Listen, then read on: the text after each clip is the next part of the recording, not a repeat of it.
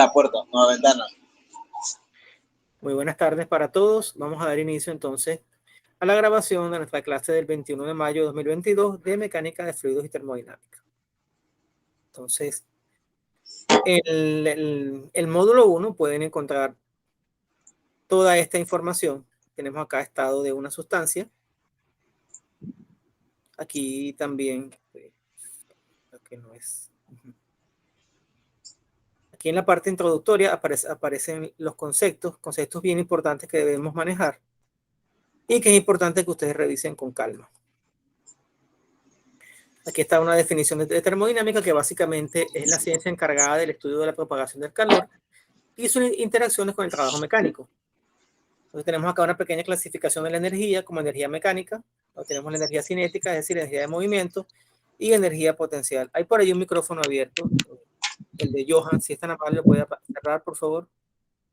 Gracias. Entonces, tenemos también energía electromagnética, pues tenemos la energía radiante, la energía calorífica y la energía eléctrica. Y desde el punto de vista termodinámico también tenemos la energía interna y la energía térmica.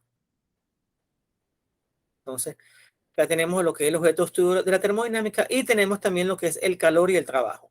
Cuando hablamos de calor, ¿a qué les suena a ustedes? Así coloquialmente. Por ahí, Yulixa, ¿a qué le suena a usted calor coloquialmente en el argot diario?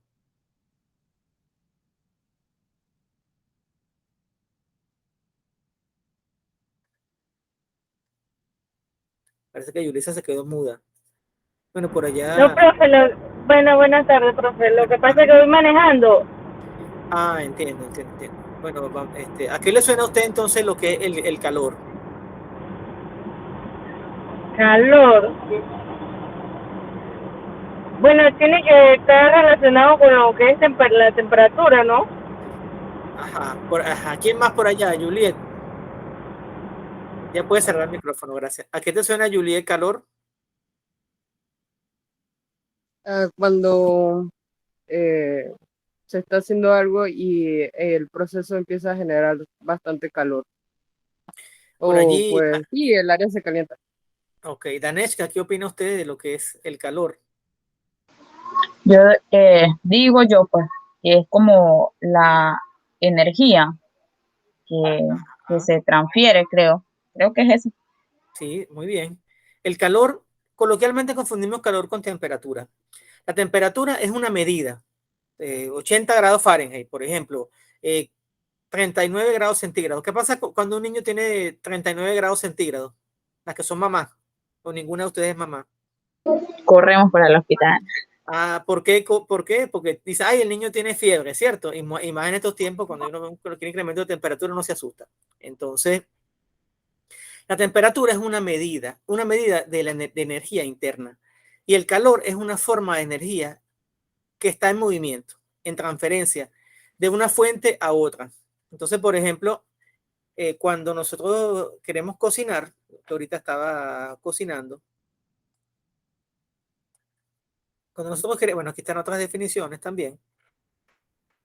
Esto, por favor, léanlo con calma. Esto es bien importante que lo estudien con detalle. Vamos a pasar a este concepto que está acá, a lo que son los estados de una sustancia. Cuando nosotros queremos, por ejemplo, cocinar una pasta, ¿qué hacemos? Lo primero que hacemos es abrir la llave del agua, tomar agua, colocarlo en una paila y colocamos esa olla al fuego y le añadimos un poquito de sal y un poquito de aceite si es el gusto. ¿Cómo está el agua cuando la tomamos de la llave? Abrimos el grifo, ¿cómo está el agua? ¿En qué estado se encuentra el agua?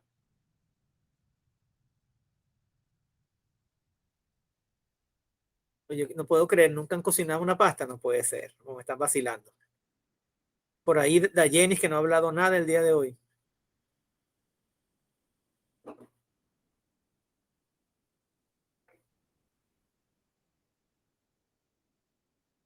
Pero vamos a preguntarle entonces a Gabriel Francisco. Gabriel Francisco, ¿cómo está el agua cuando uno la... ¿Cómo está el agua cuando uno... Buenas tardes. ¿Cómo está el agua cuando uno la toma de la llave? ¿En qué estado se encuentra? Líquida, temperatura ambiente, ¿no? Muy bien, que de acuerdo al ambiente donde estemos, pues, si estamos en una montaña puede estar una temperatura bastante baja, pero si estamos aquí normalmente en Panamá, estamos a 25 grados. 45, 48. hasta más, todo depende de cómo esté el día. Entonces, cuando colocamos esa olla en el fuego, ¿qué sucede con esa agua?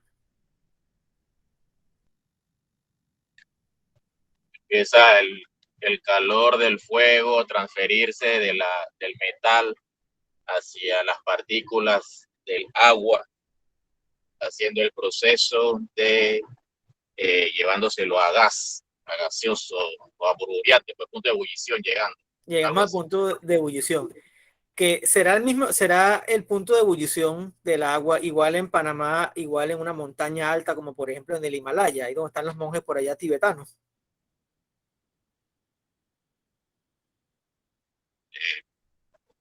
Creo, no sé, puede ser que no, por la presión atmosférica que influye cuando si la olla está abierta, es la que va a ejercer la presión al agua con el calor del fuego hacia el metal.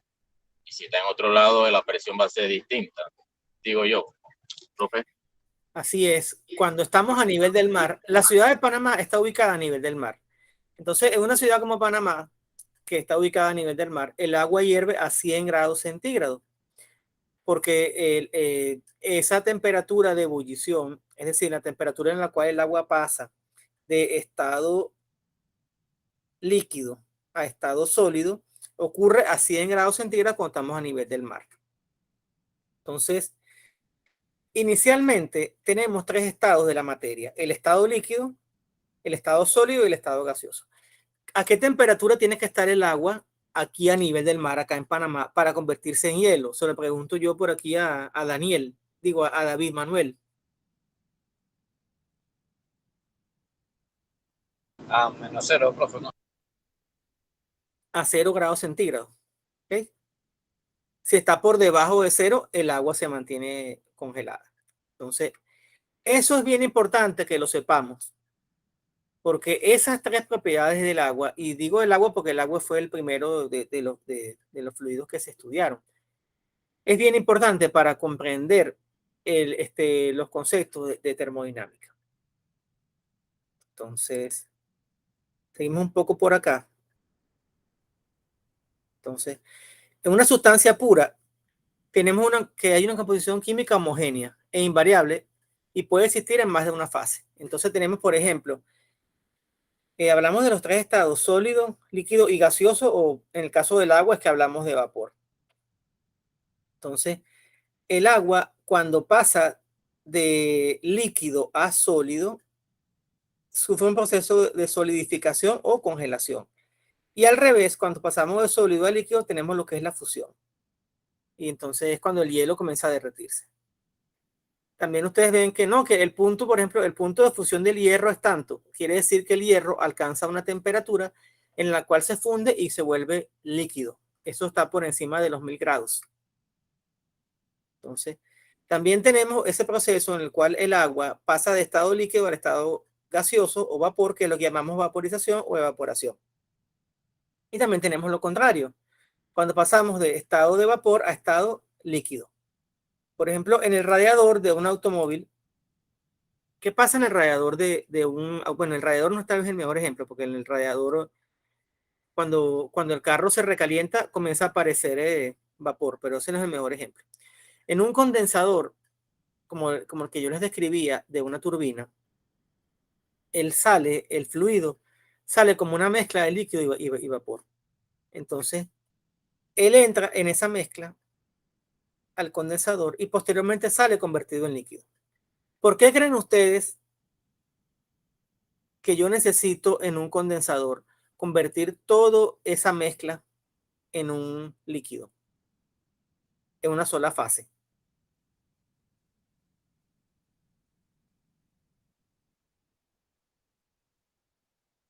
¿Alguna idea?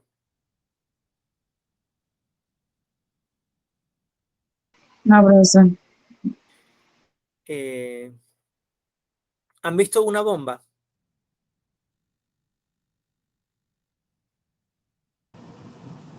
Sí, profesor. ¿Con qué trabajan las bombas? ¿Trabajan con líquido o trabajan con gases? Líquido. Ok. ¿Con qué trabaja un compresor? Muy bien. ¿Con qué trabaja el compresor? Para la chica que, bueno, va manejando, no la vamos a molestar. Cuando nosotros vamos a nuestro automóvil, encendemos el aire acondicionado, sentimos inmediatamente que hay como un bajón en la energía del vehículo.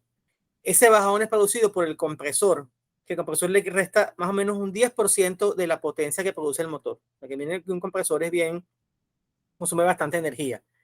Entonces, el compresor trabaja con el refrigerante. Y el refrigerante en esa etapa viene en forma de gas. Entonces, mientras una bomba trabaja con líquido, un compresor trabaja con gases. Entonces, si una bomba trabaja con una mezcla líquido-vapor, se va a dañar por un proceso que estudiamos los ingenieros mecánicos que se llama cavitación. Pues cuando uno escucha que las bombas comienzan a sonar feo, eso es cavitación, que como que tuviera un montón de perdigones adentro. Bueno, eso son las burbujas que van de un lado a otro y van impactando a altas revoluciones con los álabes de las bombas. Entonces, eso es la cavitación. Entonces, por ese motivo, mis antecesores, mis colegas que me antecedieron en estos estudios, se dieron cuenta de que cuando querían devolver el agua a la caldera, tenían que bombearla, pero para bombearla necesitaban que estuviera en estado líquido, porque si no se les iba a dañar la bomba. ¿Sí? Por ese motivo es que hay que condensar esa mezcla en un ciclo Rankine, por ejemplo. De eso vamos a hablar también más adelante. Entonces, aquí tienen ustedes todas las características de la fase sólida, de la fase líquida, y aquí también está la de la fase gaseosa. Entonces, tienen que estudiarlo con detalle. ¿Ven esto en buen tamaño allí? ¿Se ve en buen tamaño ahí en sus pantallas? ¿O se ve pequeño?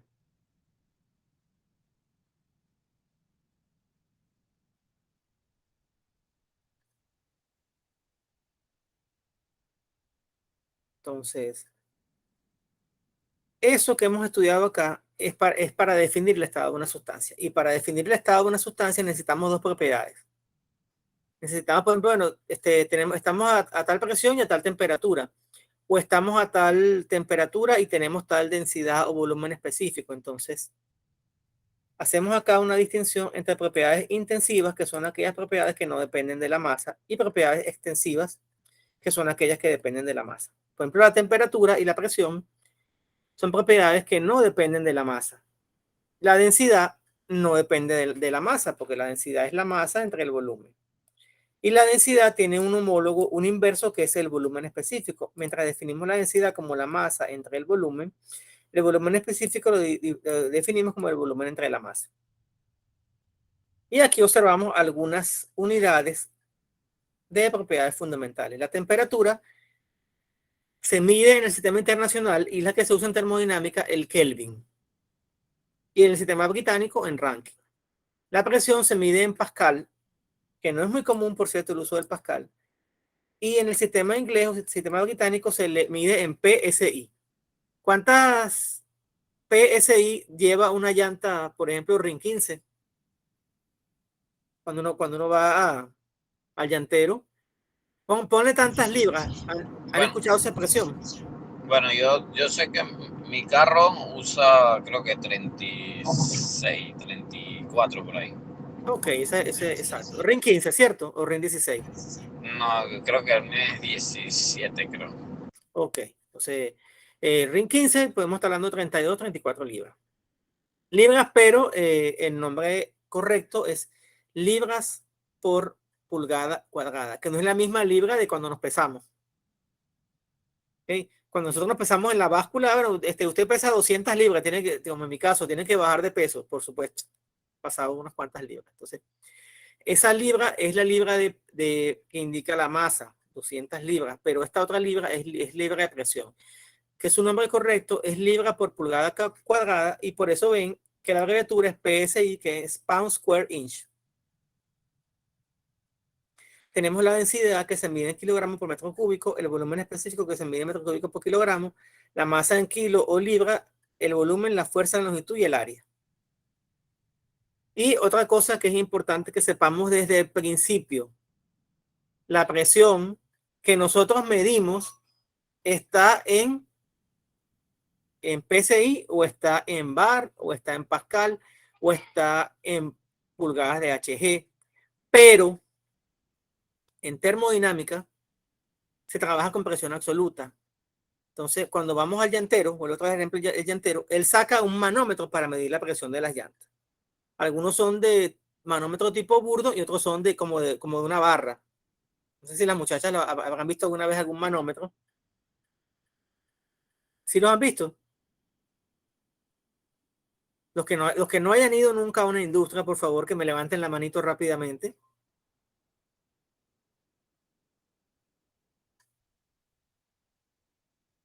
Todos han ido a la industria entonces. Todos han ido por lo menos a una...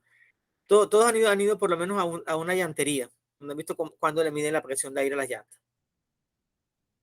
Entonces, esa presión que mide el llantero, esa presión que medimos cuando estamos haciendo el servicio del aire acondicionado del auto, esa es una presión manométrica, que es la que mide el aparato.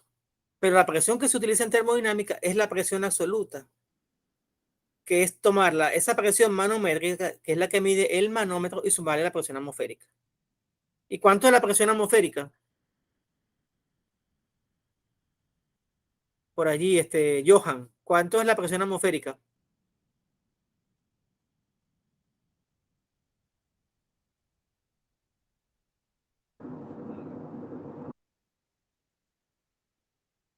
No todos a la vez. ¿Cuánto es la presión atmosférica?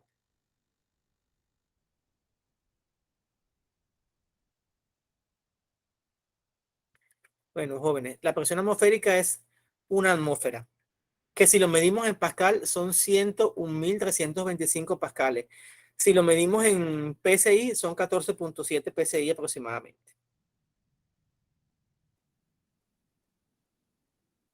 Aquí tenemos lo que es un diagrama de fase genérico, donde vemos que hay un punto donde pueden coexistir los tres estados de la materia. Ese punto ocurre bajo unas condiciones dadas de temperatura y de presión y se denomina punto triple. Y acá tenemos este diagrama, que es el diagrama de fases del agua, que es muy interesante. Aquí tenemos entonces toda esta zona la ocupa el hielo. En toda esta zona tenemos agua y aquí tenemos vapor. Vamos a ver esto acá con mucho detalle. Esto es bien importante que pongan atención y si tienen duda pregunten inmediatamente. Si vuelvo al ejemplo de si yo quiero cocinar una pasta, yo tomo el agua que sale a una temperatura de 25 grados centígrados del grifo, la pongo en una olla y la pongo sobre la hornalla. Hornilla, estufa, como ustedes le quieran decir. Le pongo una tapa encima. Poco a poco, ¿qué va a pasar con la temperatura cuando la olla está sobre el fuego? Por allí, ¿qué pasa con la temperatura, Juliet, cuando la coloco sobre el fuego?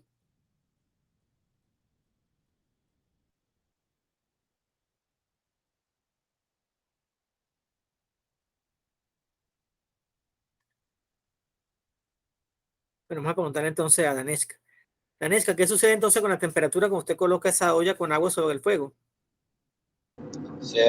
Profe, se da una transferencia de calor de un cuerpo a otro, ¿no? Ok, bueno, el fuego, el fuego le cede, primero comienza haciéndole calor hacia la superficie metálica de la olla. Y esta por conducción va a conducir eso hacia el... Y también hay una forma también de radiación. Entonces, ¿pero qué sucede con la temperatura? ¿Sube o baja?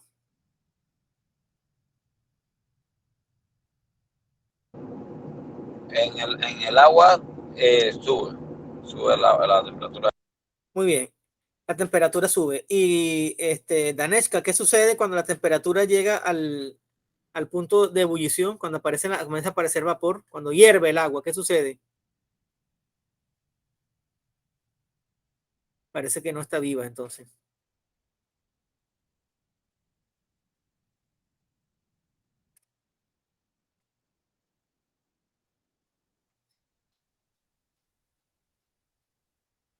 A ver, Dayenis, ¿qué sucede con la temperatura? Cuando el agua hierve, ¿qué sucede con la temperatura? ¿Qué sucede si ustedes se olvidan de que van a cocinar? Dejan esa olla allí tapada y se van como por una hora. ¿Qué sucede cuando ustedes regresan a la cocina? ¿Qué sucede? Yo creo que disminuye, profesor. No es que no estoy segura, por eso no respondí. No, pero no importa. Si usted no está segura, no importa. Responda por lo menos saber que está viva. Si usted está cocinando, vamos a suponer que usted está hirviendo ahí unas papas y usted las deja ahí y usted se le olvida eso y regresa una hora después. ¿Qué se consigue usted cuando llega a la casa? Eso sí, o sea, la olla sigue absorbiendo calor, la temperatura sigue aumentando y lo que pasa después es que cuando ya no hay, en pocas palabras, más agua, simplemente todo se quema. Entonces comienza a pegar. Sigue. Sí, se pega a la olla. Bueno, básicamente bien, pero hay un detalle allí importante que hay que entenderlo claramente y por eso quería que ustedes me respondieran. Cuando tú llegas a 100 grados centígrados, que es para nuestras condiciones, porque en el Himalaya ocurre a 60, el Himalaya está a 8.000 metros de altura, nosotros estamos aquí a nivel del mar. Esa agua que se comienza a evaporarse, la temperatura se mantiene constante a 100 grados y todo el calor que usted obtiene de la fuente externa, que en ese caso es esa estufa, todo ese calor se invierte en vaporizar el agua. El agua no cambia la temperatura. ¿Estamos claros en esa idea? O sea, si usted si usted quiere hacer ese ejercicio, cómprese un termómetro de cocina. Si usted, a las personas que les gusta cocinar, tienen termómetros de chef. Y usted agarra su termómetro y lo deja allí cuando el agua está hirviendo. Y usted verá que el agua se mantiene a 100 grados centígrados. Puede haber una pequeña variación, pero 1 grado, medio grado cuando mucho. ¿Okay? Pero en general, esa agua se va a mantener en una temperatura constante. Y toda esa energía que aporta el fuego, todo ese calor, se va a invertir en hacer el cambio de fase, desde la fase líquida hasta la fase sólida. Aquí está, es que estoy señalando mal. Aquí. Hasta que llegue un momento en que ya no te quede nada y si estás cocinando unas papas, las papas comienzan a pegarse y se te puede hasta incendiar la olla. Entonces, ¿está clara esa idea? Pongo este ejemplo porque cuando ustedes revisen este diagrama con calma, van a ver que aquí le dice sólido. Cuando el hielo está, vamos a suponer que hoy que es sábado, ustedes se van a reunir con unas amistades a salir de esta clase y se van a comer una parrillita. Y por supuesto que cuando uno se come una parrillita, uno se toma o la cerveza o se toma la soda, por lo menos. Vamos a suponer que no les gusta ingerir licor. Pero uno compra la soda y puede que esté caliente. ¿Y qué hace uno para tomarse la soda que esté fría? Le agarra un vaso con hielo y sirve la soda, ¿cierto? Al cabo de cierto tiempo, ¿qué sucede con el hielo? ¿El hielo va a seguir allí o si ustedes agarran su vaso con soda y con hielo y lo dejan allí y se olvidan y regresan media hora después, ¿quedará hielo o no quedará hielo en el vaso? Bueno, por lo que veo tampoco les gusta comer parrilla, no les gusta tomar cerveza. Desaparece el hielo. Desaparece el hielo. ¿Cómo lo relacionamos con esta gráfica que tenemos acá? Mira, aquí está. El hielo está a una baja temperatura, a 0 grados centígrados. Lo que hace esa soda que está caliente es cederle su calor al hielo y le va cediendo calor y esa cesión de calor hace que el hielo se funda, así como se funden los metales. Así como se funde una vela, cuando usted la enciende, comienza a fundirse la cera y comienza a bajar la cera. Pasa lo mismo con el hielo. Entonces, cuando se alcanza la temperatura, fíjate que la temperatura comienza a aumentar, se alcanza la temperatura de fusión y después todo ese calor, aquí está, fusión. El punto de fusión es el punto en el cual un sólido pasa a estado líquido. Después, todo ese calor se gasta en ese proceso de descongelamiento o fusión. Descongelamiento cuando es hielo, fusión en general cuando es un metal, por ejemplo. Y bueno, después, si yo agarro ese líquido y comienzo a calentarlo, se alcanza el punto de evaporación o de ebullición, como ustedes lo consiguen en la literatura, se vaporiza toda esa agua y después se convierte todo en gas. ¿Y por qué es importante saber esto? Porque esto es lo que se usa en las centrales de generación de vapor. ¿Me siguen hasta ahora la idea?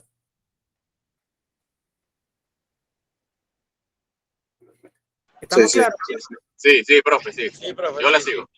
Bueno, mire, por favor, para la próxima clase revisen todo el material que vamos a ir un poco más rápido y la idea es que ustedes me pregunten a mí, no yo dictar una clase como se dictaba, una clase magistral. Esa no es la idea del método que sigue la UNICID. Y la próxima clase vamos a resolver algunos ejercicios que están ya puestos ya, están publicados ya. Están acá en la plataforma. En el módulo 1, por ejemplo, tienen el cuestionario que tienen que resolver. Y eso forma parte de lo que es la evaluación continua. Aquí está el cuestionario del módulo 1. Y tienen también una actividad asíncrona que es unos ejercicios resueltos, donde hay 5 ejercicios. Entonces, ustedes con su grupo deben resolverme esos 5 ejercicios. Y yo la semana que viene voy a preguntar al azar por grupo que me expliquen brevemente cómo se resolvieron esos ejercicios. ¿Ok? ¿Estamos claros con eso, muchachos? Sí, profe. Y la semana que viene tenemos esos ejercicios que están en el módulo 1. También vamos a tener los ejercicios que están en el módulo 2, que son los de la primera ley de la termodinámica. Así que vamos a aplicar la misma metodología.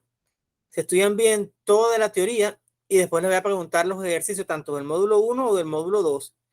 Y las dudas que surjan, la clase es para resolver todas esas dudas que surjan en la resolución de los ejercicios o en los aspectos teóricos que no comprendan. Hay bastante material acá publicado. En los recursos educativos están las presentaciones que yo preparé. Están también algunos videos donde explican con detalle lo que es la primera ley para sistemas abiertos y para volúmenes de control. Están también todos estos conceptos están acá bien explicados. Bueno, vamos a volver acá. Esto que está acá es el diagrama de temperatura, volumen específico del agua, recordando que el volumen específico es el inverso de la densidad. Entonces, en base a esto que está acá, los científicos que nos han dado toda la fundamentación teórica de la termodinámica dicen que la termodinámica, el agua tiene diversos estados. Ya no solamente es líquido, también se habla de líquido comprimido, se habla de líquido saturado, se habla de la región saturada, líquido vapor, se habla de vapor saturado y se habla de vapor sobrecalentado. Entonces, para efectos termodinámicos, hay más de los 3 estados que ya conocemos, de que si líquido, sólido y gaseoso. En el líquido tenemos líquido comprimido y líquido saturado, ya por ahí van 2. En el vapor tenemos vapor saturado y vapor sobrecalentado, por ahí van 2 más. En sólido tenemos estado sólido y tenemos también otro estado como sólido líquido, es decir, un estado donde está en el equilibrio de la fase sólida con la fase líquida, un estado que es sólido vapor, pero ese no tiene interés desde el punto de vista termodinámico. Desde el punto de vista termodinámico, para las aplicaciones industriales, estos son los que nos interesan. Entonces, cuando yo tomo el agua de la llave, ¿cómo creen ustedes que está esa agua aparte de líquida? ¿Será líquido sólido o líquido saturado? ¿Qué opinan ustedes?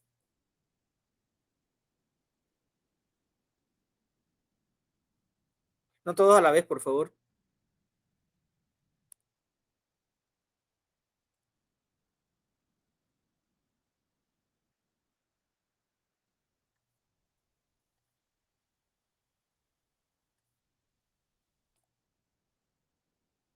Okay.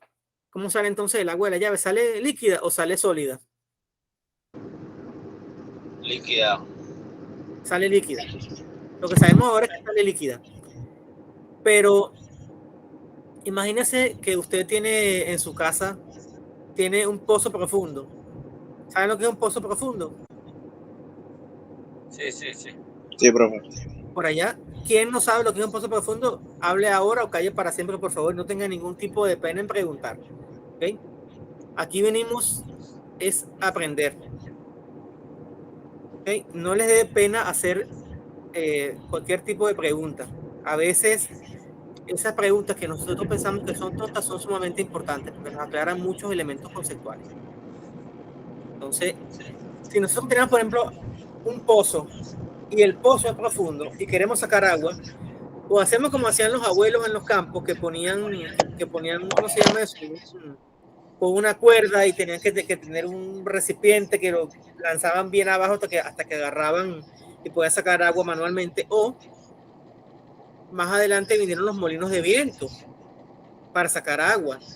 Esos molinos de viento lo que te hacían era impulsar una bomba. Y ahora eso lamentablemente no se usa, pero deberíamos volverlo a usar, sobre todo en las granjas. Y entonces son bombas que las bombas te extraen el agua. Cuando el agua sale de una bomba, ¿ustedes cómo creen que salen? ¿Salen con baja o salen con una presión mayor o menor que la presión atmosférica? Por ahí hay un micrófono abierto, por favor, David, ¿se lo puede cerrar? Gracias. ¿Usted puede repetir la pregunta? Claro. Cuando el agua sale de una bomba, ¿sale a una presión mayor o menor que la presión atmosférica? Mayor, profe. Muy bien. Entonces, generalmente, cuando el agua sale de una bomba, sale como un líquido comprimido. Y hay una diferencia entre líquido comprimido y líquido saturado. El líquido comprimido, aquí está la definición, también lo llaman líquido enfriado, de acuerdo a la nomenclatura de cada quien. Es aquel líquido que no está a punto de vaporizarse. El líquido saturado es aquel que con un poquitico de energía comienza a evaporarse. Entonces no es lo mismo ni se escribe igual. Entonces, imagínense que tenemos agua en esta zona. Si tenemos agua en esta zona, a una temperatura dada, agua a una temperatura dada. Esta línea que tenemos acá representa la temperatura. ¿Ven lo que estoy señalando con el cursor? Vamos a explicar esto con calma Vamos a explicar esto con calma desde el principio. Este es el diagrama de presión, volumen específico del agua. Esta región que tenemos acá es conocida. Cerré la.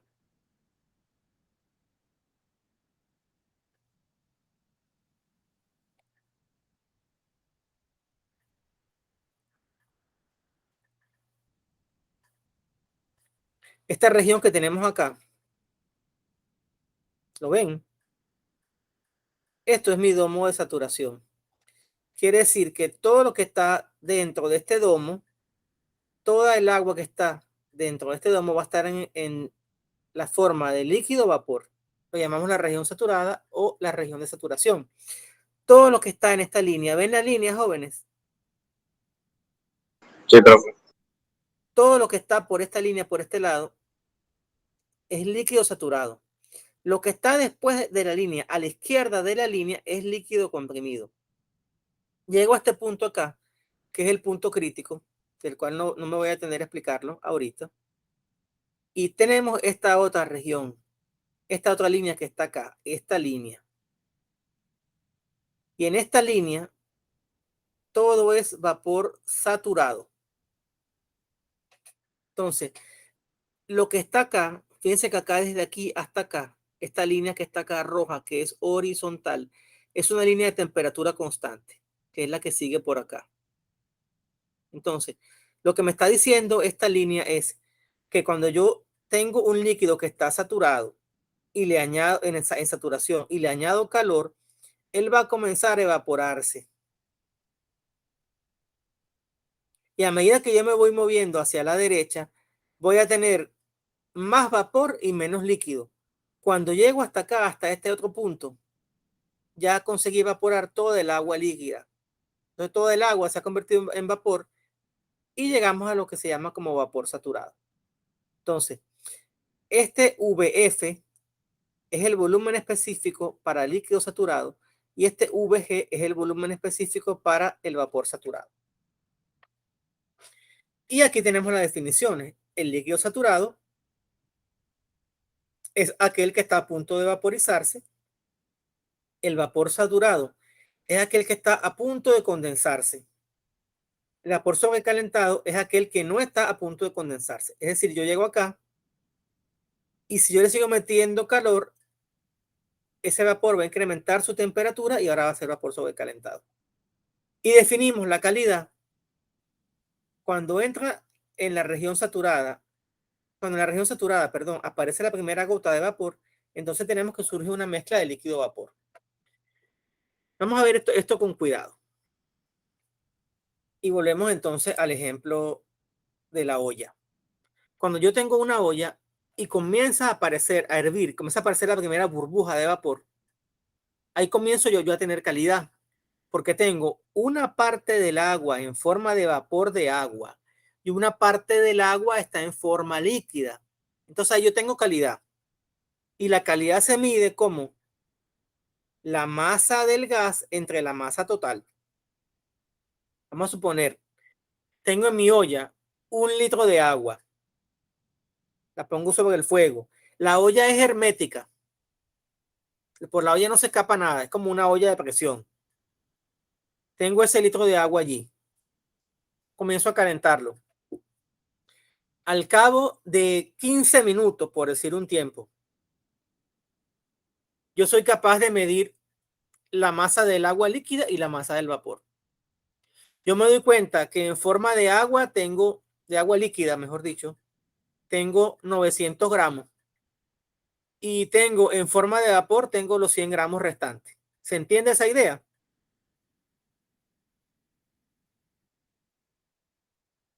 ¿Puede explicármelo nuevamente, profesor? Sí. 1 litro de agua. 1 litro de agua pesa 1000 gramos. Ok, no les comenté eso. La densidad del agua es 1 gramo por litro, perdón, 1 gramo por centímetro cúbico, o lo que es lo mismo, un litro de agua pesa 1 kilogramo. Entonces, tengo 1 litro de agua. 1 litro de agua pesa 1000 gramos.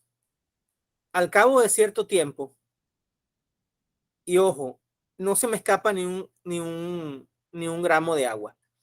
Al cabo de cierto tiempo, ¿la masa permanece igual o la masa cambia? ¿Qué creen ustedes? Cambia. La masa no cambia. Tienes una olla y la olla está cerrada, es hermética, no se escapa nada. Pueden pasar muchas cosas adentro. Cuando comienza a incrementarse la temperatura, el agua comienza a tener más energía y comienza a aparecer gas, el vapor, mejor dicho. Pero la masa del agua no cambia. Porque el agua, se está escapando el agua por algún lugar, a menos que tú le hagas un agujero a la olla y la olla se vaya vaciando. ¿Tiene la idea? ¿Sí o no? Sí, profe. Entonces, comenzamos a vaporizar el agua. La masa se mantiene constante. Lo único es que una parte va a estar en forma de líquido y la otra va a estar en forma de vapor. Si pasa el tiempo y yo mido la masa del líquido y la masa del vapor, yo puedo obtener que tengo 900 gramos de líquido y tengo 100 gramos de vapor. Con esa masa yo puedo determinar la calidad. ¿Cuánto dijimos que teníamos de vapor? 100 gramos. ¿Y cuánto es el peso total del agua? 1000. ¿Cuánto es 100 al dividirlo por 1000?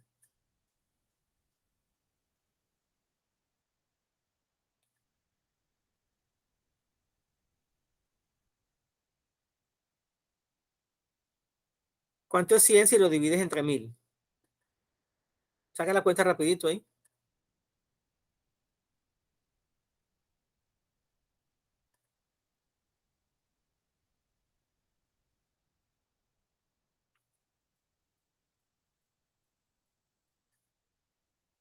Bueno, 100 entre 1000 es 0,1. Esa es tu calidad, que también lo puedes escribir en forma de porcentaje, que sería un 10%. Entonces, tienes allí una calidad de 10%. Cuando hablamos de una calidad de 10%, quiere decir que un 10% de la masa del agua está en forma de vapor. Si decimos no, que la calidad es 50%, quiere decir que el 50% de la masa está en forma de gas y el 50% restante está en forma de líquido. Mientras más alta sea la calidad, quiere decir que tengo más vapor en comparación con el total. Es decir, Si tengo una calidad de 80%, si tengo una calidad de 80% y una masa de 100 libras, ¿cuánto sería entonces la masa del vapor? No todos a la vez, por favor.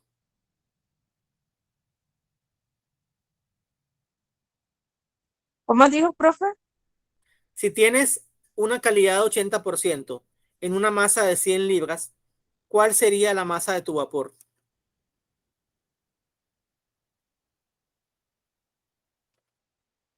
900. Es 80%, no 90%. El 80%. Ajá, ¿cuánto es el 80% de 100?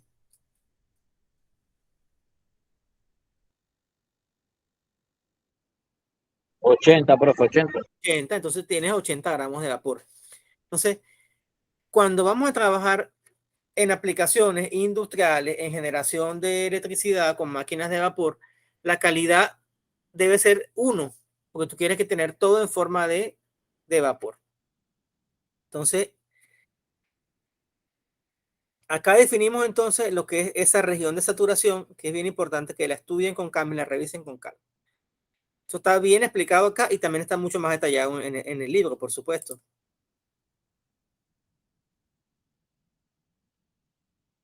Y todo esto es para que estudiemos las tablas de vapor, que las tablas son unas tablas numéricas donde ustedes van a encontrar cómo es el comportamiento de la sustancia a diferentes presiones, diferentes temperaturas. Entonces, aquí está lo que le decíamos hace rato.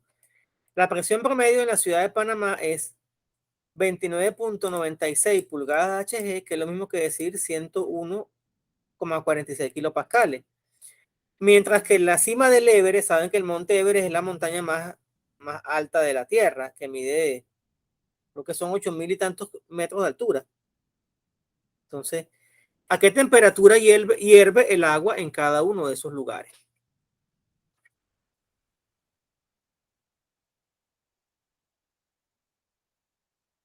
Entonces, si nosotros nos vamos aquí a la tabla de vapor y buscamos 101 kilopascal, vamos a suponer que es aproximadamente 100. ¿Qué temperatura se lee aquí? Aquí tenemos presión absoluta y aquí tenemos temperatura. Cuando yo leo 100 acá, la temperatura, ¿cuánto me da? ¿Qué número es este que dice acá? ¿Lo ven? 99.62. 99,02. Exactamente. Y en el Himalaya vamos a suponer que está entre 30 y 40. A 30 grados, ¿cuánto es la temperatura que herviría el agua? 69 grados. Y a 40 es 75. Entonces, ¿dónde el agua está más caliente? Cuando hierve, ¿en el Himalaya o en Panamá?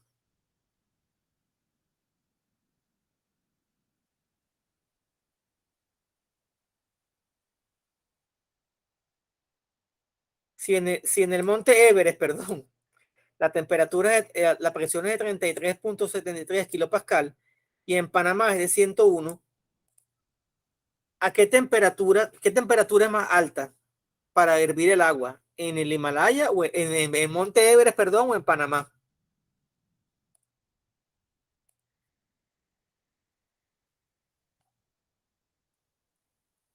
No me han entendido la pregunta todavía. En el Monte Everest. En el Monte Everest. ¿Qué le pasa a un pobre monje que se venga de allá del Monte Everest hasta Panamá y va a hervir para tomarse un té? ¿Qué creen ustedes que le puede pasar?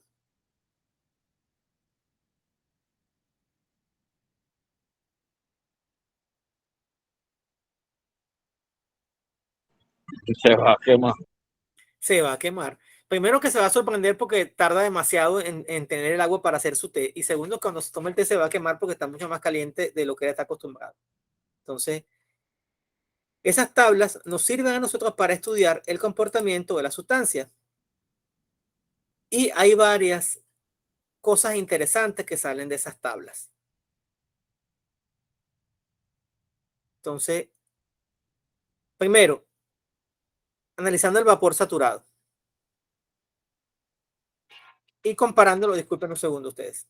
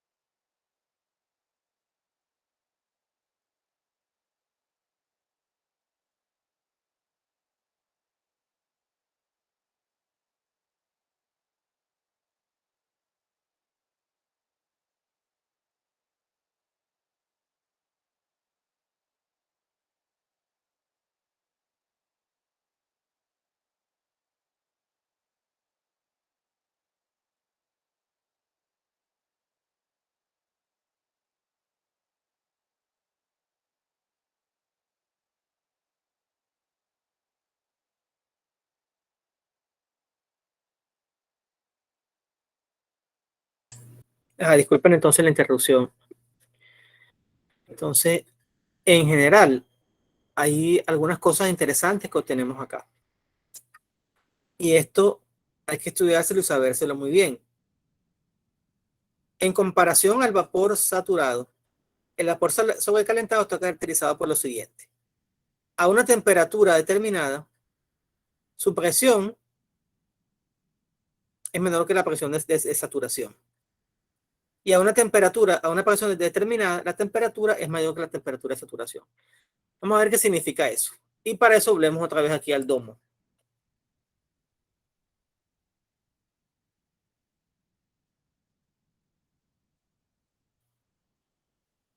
Si yo estoy acá, ¿ven este punto que está acá? ¿Sí o no?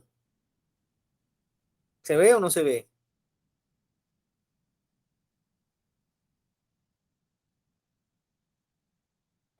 Profe, yo no lo veo. No lo ve, se estará proyectando. ¿Será que se habrá perdido la...? Es que se... No, se aquí está proyectando. ¿No lo ves? Aquí se está proyectando. No, Vamos a dejar de presentar. Volver a presentar nuevamente. Ahora sí. Cuando estamos acá en este sí, ahora punto, sí. donde tenemos ya el agua está en vapor saturado. Si yo mantengo la presión constante y le sigo añadiendo calor, la temperatura va a aumentar. Vamos a suponer que la temperatura suba de aquí hasta acá arribita un poquito. Entonces, si mantengo la presión, perdón, para acá es la cosa. Y sigo aumentando la temperatura, porque la temperatura constante, la gráfica se viene para acá abajo. Aumento la temperatura. La temperatura es mayor que mi temperatura de saturación, porque la línea de temperatura es así. Por acá viene inclinada, después viene estable y después comienza a bajar otra vez. Entonces, si yo mantengo la presión es acá, la presión está en el eje horizontal.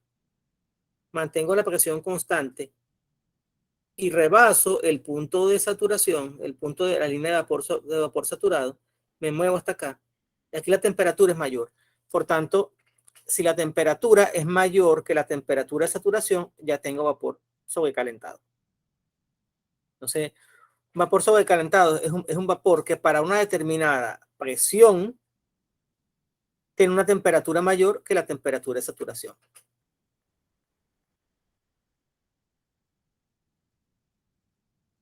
Para el líquido comprimido sucede algo similar. Vamos a ver acá el líquido comprimido. Recuerden que esta que está acá es la temperatura, la línea de temperatura. En este punto que está acá,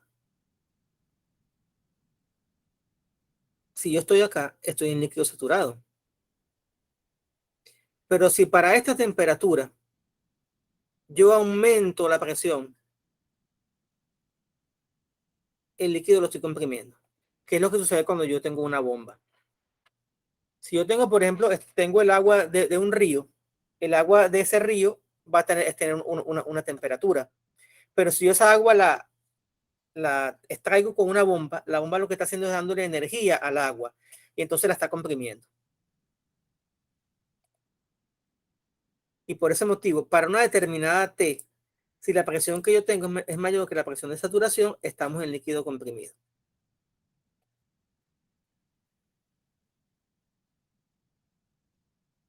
Y esto nos sirve para llegar entonces a lo que es la ley cero de la termodinámica.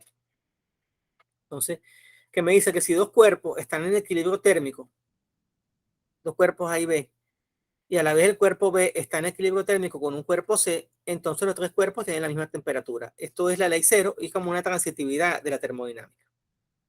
Entonces, acá seguimos viendo más adelante los conceptos. Tenemos acá el equilibrio mecánico, lo que son las transformaciones termodinámicas. Ejemplo de un ciclo, donde tenemos el ciclo, por ejemplo, de un motor de 4 tiempos, o ciclo del motor Otto, que es el ciclo que, por ejemplo, cumplen los motores de combustión interna. La definición de calor, la definición de trabajo, calor específico, y un poco cómo se hacen las conversiones de unidades y un par de ejercicios resueltos acá.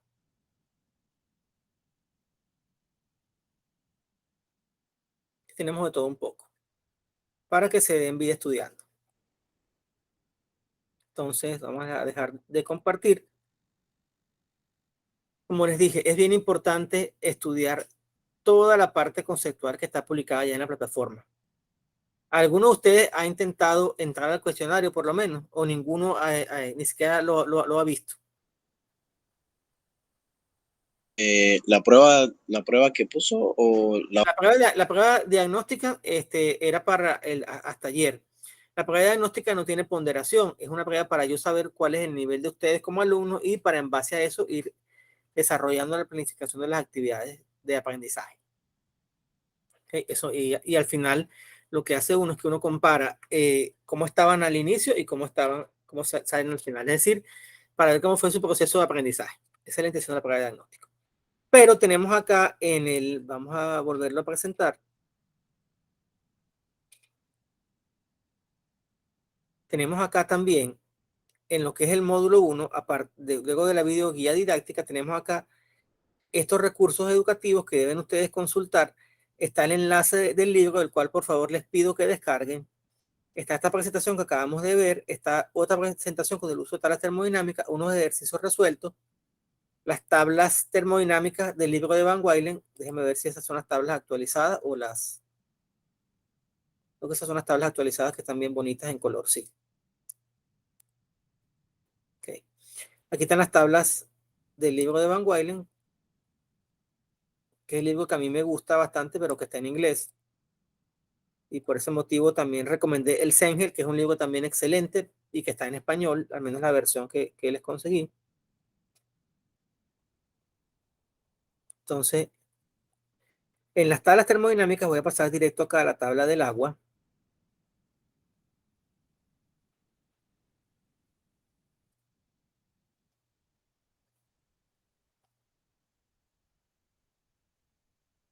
Aquí está.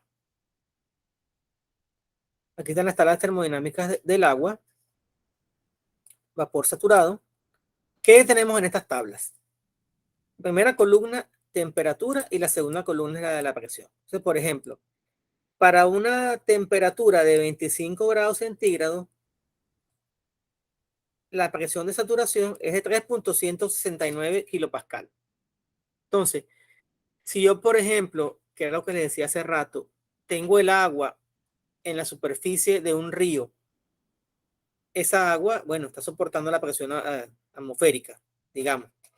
Si esa agua está soportando la presión atmosférica, por tanto, está comprimida o saturada.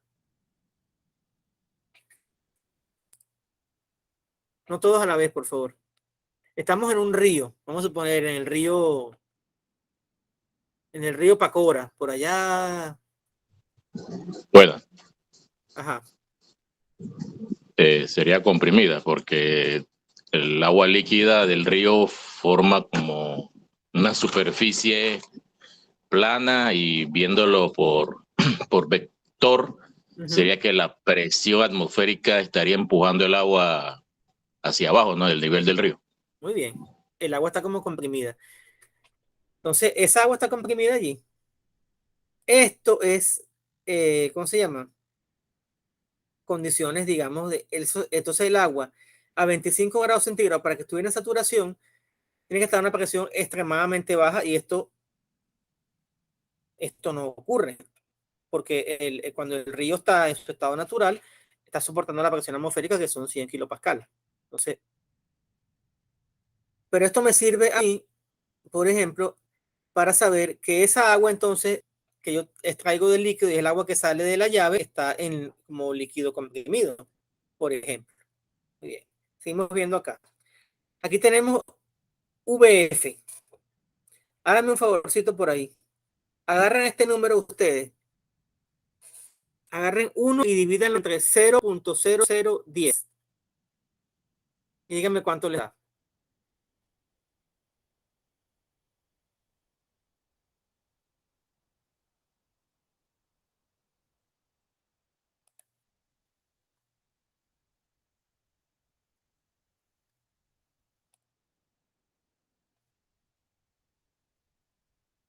Hicieron una división. agarren ese 1 y divídanlo entre 0.001003. ¿Cuánto les da ese valor?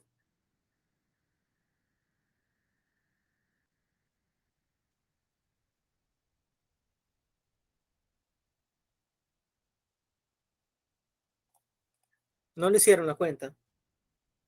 Da 997 y más o menos aproximadamente esa es la densidad del agua a 25 grados centígrados, 997 kilogramos por metro cúbico. Recuerden ustedes que la densidad es 1 entre el volumen específico. Entonces, tenemos acá, esa es la densidad del agua líquida.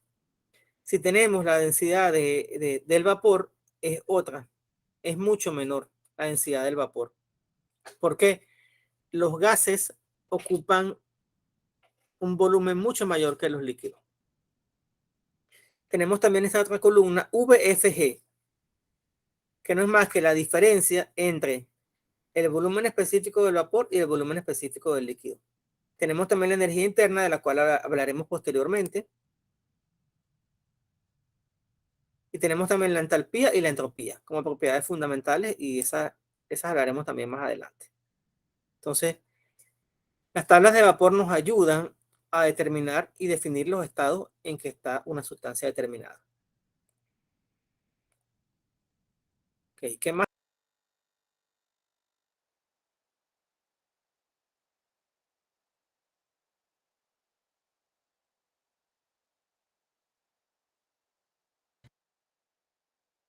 Disculpen, inconscientemente cerré la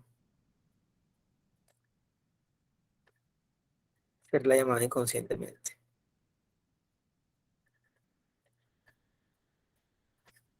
A ver, ¿qué más tenemos acá en el módulo 1? Tenemos estos videos, muy buenos estos videos, donde les explican con detalle todos estos conceptos. Tenemos los capítulos 1 y 2 del libro en inglés, y los coloqué en inglés porque es una exigencia de la UNICID tener también bibliografía en inglés. Y este libro es muy bueno, es excelente.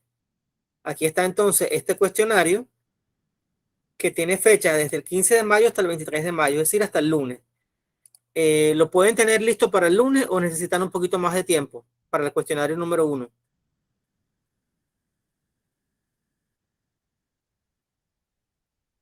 No todos a la vez, por favor. ¿Se puede repetir lo que dijo? Que no le escuché bien. Sí, aquí tienen también cuestionario del módulo 1. Está abierto desde el 15 de mayo hasta el 23 de mayo, es decir, hasta el lunes a las 11:55 de la noche. Está bien, lo pueden tener listo entonces para el lunes a más tardar a las 11:55 de la noche, o quieren un poco más de tiempo para completar el cuestionario del módulo 1. Pero si no es mucho, un poco más de tiempo, por favor, se le agradece. Ok, por eso hago la pregunta. Creo que Porque, sí. disculpe, lo único que siento como que un poco, no sé, pues, pesado es que nada más tenemos un intento y pues o sea, hay que leer mucho. No sé si usted consideraría poner que Bueno, sea un segundo intento. para eso le estoy preguntando, mis estimados. Si quieren un intento más, se les da un intento más, no tengo ningún problema. Lo que me interesa de acá, déjenme ver aquí unas intervenciones que tengo y no. Johan está pidiendo. Adelante, Johan, ¿puede usted hablar? Sí, profe. Y como lo que le comenté a la compañera, yo ya la realicé y honestamente no me fue tan bien. ¿Estamos hablando de la prueba diagnóstica o estamos hablando del cuestionario? No, del cuestionario. Yo la realicé fue el día jueves. Ok.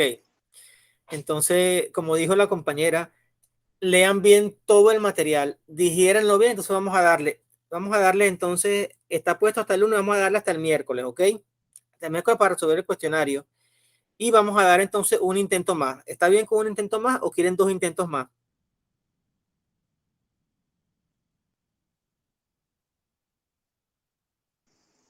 Puede poner las 2 si gusta. Ok. Vamos a colocar entonces, para los cuestionarios que pongamos en la plataforma, 3 intentos entonces. La calificación que se va a tomar será la calificación máxima entre los 3 intentos, ni el promedio, la calificación máxima.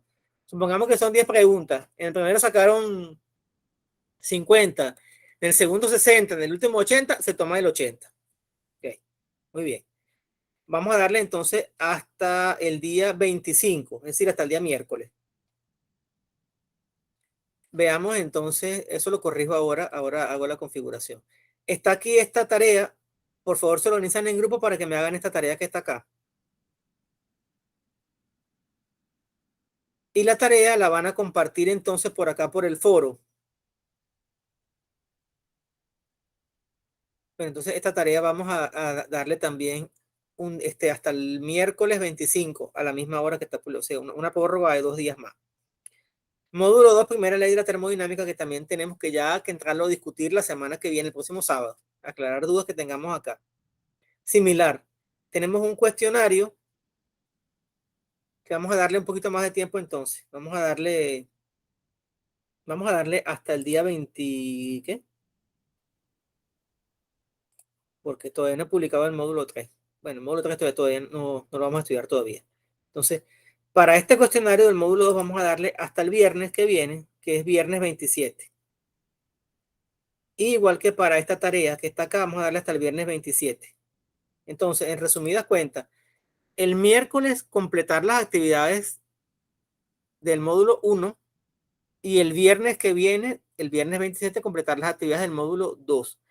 Y entonces el sábado vamos a revisar acá lo que ustedes han hecho. Entonces voy a preguntar por pareja, por grupo. Mire, usted me explica el problema número 1 de la tarea 1 y usted me explica el problema número 2 de la tarea, el problema número 2 de la tarea 2. Y así vamos. ¿Entendida la idea? Sí, profe. Algo muy importante. La evaluación que tiene ponderación es el cuestionario. Estas actividades, los problemas, son actividades formativas. Por tanto, no tienen ponderación. Sin embargo, como actividad formativa, ¿cuál es la idea de una evaluación formativa? Formarlos y ver cómo está su desempeño y su crecimiento en el aprendizaje de la asignatura. Entonces, esas actividades las coloqué allí para que se vayan preparando para el primer examen. El primer examen contempla el módulo 1, módulo 2 y módulo 3 de termodinámica, que es básicamente fundamentos básicos, primera ley, que es el módulo 2, y segunda ley, que es el módulo 3. Entonces, esa es la idea de esas actividades. Entonces, tienen bastante trabajo. Yo sé que hay bastante material que hay que estudiar, pero tenemos que ir rápido porque no tenemos mucho tiempo. ¿Entendido?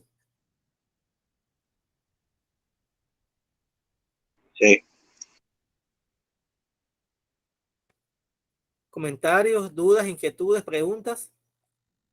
Sí, profesor, una consulta. ¿Los temas del proyecto integrado son temas libres o de las que usted se mencionó ahí en ¿Dónde? En el proyecto. en la descripción del proyecto? Sí, correcto. ¿Dónde vives tú? Si se puede saber, si no hay mucha curiosidad. En la región. Ok, ahí en Chorrera, por ejemplo, para darte un ejemplo, está la planta de Panam, la planta generadora de energía. Ellos allí antiguamente utilizaban búnker, según una noticia que vi, comenzaron a usar gas natural. No sé qué usarán hasta ahora. Tú puedes escoger lo que tú quieras. Eso fue un simple ejemplo. Vives en casa, vives en apartamento. En los edificios ahora tienen que tener plantas eléctricas. Si tú vas a Westland, ves que en Westland tienen su planta eléctrica, que es un buen ejemplo de un sistema termodinámico. Fíjate que una generadora de esas termoeléctricas tienes la parte de combustión interna, que es la parte del motor, y tienes el sistema de enfriamiento. Esos son dos sistemas termodinámicos. El sistema de enfriamiento, tienes un radiador, tienes un ventilador, tienes una bomba y tienes un coolant en circulación, coolant o refrigerante. Eso es un sistema termodinámico. Así que la aplicación que ustedes quieran. Esos son ejemplos. Con lo que no se puede meter, por favor, es con centrales de esas que están muy de moda ahorita. ¿Cómo se llama? Con paneles solares, porque eso no forma parte de este curso. ¿Ok? Entonces, por eso di esos ejemplos. ¿Está claro? Sí, profesor. Muy bien. Por aquí, Gabriel, ¿qué dice por ahí, Gabriel? Inquietud. Hola, usted habló la primera clase sobre los temas de las redes del sistema húmedo contra incendio. También podría También, plantearse algo por, sobre eso. por supuesto, eso es un ejemplo excelente de sistema, no tanto termodinámica, pero sí de mecánica de los fluidos. De Donde fluidos. tienes allí un tanque de almacenamiento que generalmente los pintan, creo que de rojo, es que los pintan esos tanques, o deberían ser pintados de rojo. Las tuberías todas que son rojas, las bombas que son rojas. En el tema de la bomba, yo inclusive comenté que tiene dos tipos de bombas, las bombas eléctricas y las bombas diésel. A mí me gustan más las bombas diésel. Sí, correcto. Es que donde yo trabajo en una torre y tenemos generadores, tengo la bomba contra incendio, tengo bomba para bombeo de hídrico, sistema potable. Así que entre esos tres también puedo agarrarlo cualquiera de ellos, ¿no? Para un ejemplo del proyecto. Son ejemplos excelentes de sistemas donde hay mecánica de fluido. Inclusive las bombas también, si recordamos lo que vimos hace unos minutos de las tablas del agua, desde el punto de vista termodinámico se estudia el comportamiento del agua de una bomba. El agua entra con unas condiciones a la salida y en entrada y sale con unas condiciones a la salida. Entonces, la bomba es un equipo también usado en termodinámica, así que perfectamente vale. Sistemas contra incendios, acueductos. De repente, no, que yo lo que quiero estudiar es un sistema de un pozo profundo que tengo en mi finca, porque yo trabajo en una empresa y tiene una finca y lo que tiene es un molino de viento. Todo eso es válido. Listo. Son aplicaciones de la mecánica de los fluidos. Entonces, la idea es que veamos, muchachos, que son conocimientos que tenemos a nuestro alcance y muchas veces no pasan desapercibidos. Ustedes llegan a su casa y ustedes abren la llave del agua. Bueno, el agua está aquí, pero se imaginan todo el viaje que da el agua para llegar y todos los equipos que hay en juego para que ustedes lleguen tranquilamente a abrir el grifo y le salga agua en su casa. O todo lo que hay que hacer, por ejemplo, ¿cómo se llama? Cuando yo enciendo mi automóvil y me voy por allí a dar un paseo, me voy de viaje. Oye, eso es un tremendo ejemplo de un sistema termodinámico, el automóvil. Mira todo lo que hay en el automóvil. Tienes motor de combustión interna, donde tomas un combustible y con una chispa, si es el motor a gasolina, ese combustible explota en la cámara de combustión, que es lo que comúnmente llaman cabezote en el argot de la mecánica. Entonces, eso te produce ese movimiento alternante hacia arriba y hacia abajo que se transmite al cigüeñal y bueno, de ahí viene bueno, una cantidad de aspectos conceptuales bien interesantes. Tienes también allí en un automóvil, tienes el sistema de refrigeración que es tan importante. Fíjense que ustedes llegaron a escuchar alguna vez un vehículo que le decían el escarabajo, el Volkswagen escarabajo. Sí, profe. Ese vehículo creo que se vio muy poco acá en Panamá. Ese vehículo se produjo en México hasta hace como unos 20 años. Era un vehículo bien curioso porque no utilizaba ni agua, ni coolant, ni nada de eso. Utilizaba aire como refrigerante. Entonces, el automóvil tiene entonces el sistema de refrigeración, el sistema del power steering, que como dije al principio de la clase, anteriormente era hidráulico, ahora es con un servomotor. Tenemos también el sistema de frenos, que también es con un fluido. ¿Y qué más tenemos en los automóviles? Sistema de aire acondicionado. Entonces, no, que yo quiero explicar el automóvil. Bueno, usted se va a meter con el automóvil que es tan complicado, usted me presenta entonces, por ejemplo, dos sistemas nada más. El sistema de motor de combustión interna, si me explica motor de combustión interna es más que suficiente. Y lo quieren completar con el sistema de refrigeración, excelente. Con el sistema de enfriamiento del automóvil. ¿Alguna otra pregunta?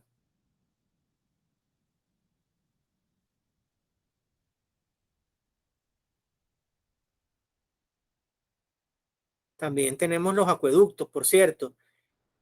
Otro ejemplo aunque no se ve mucho, son ¿cómo se llama? Las plantas de tratamiento de aguas residuales, porque también tenemos bombas, pero ese no se vayan a meter con ese ejemplo, eso es muy complicado. ¿Ok? Eso sí que no. Es un poco complejo. Tienen también sus sistemas, pero tienen otras intenciones. ¿Alguna otra pregunta, inquietudes, dudas? ¿Todo claro entonces?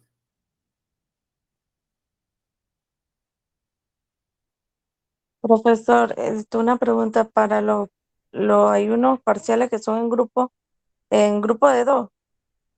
Bueno, mire, realmente de eso no hemos hablado hasta ahora. La verdad que lo que está hasta ahora en grupo son la resolución de los ejercicios y el proyecto integrador. Realmente de los exámenes parciales no hemos conversado hasta ahora y prefiero hacerlos individuales. No, profe, uno que hay que es para entregar el viernes 27, que usted dijo que en grupo, pero en grupo de cuánto.